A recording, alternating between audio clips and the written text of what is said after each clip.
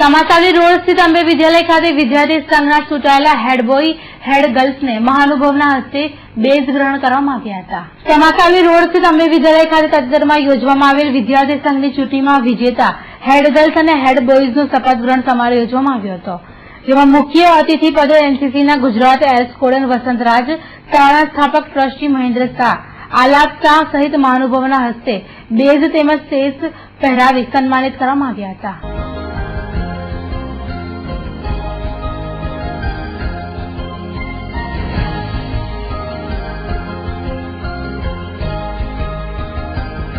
પૂર્વક પોતાના પદનું અને કર્તવ્યનું પાલન કરશે અને શાળાનું ગૌરવ વધારશે।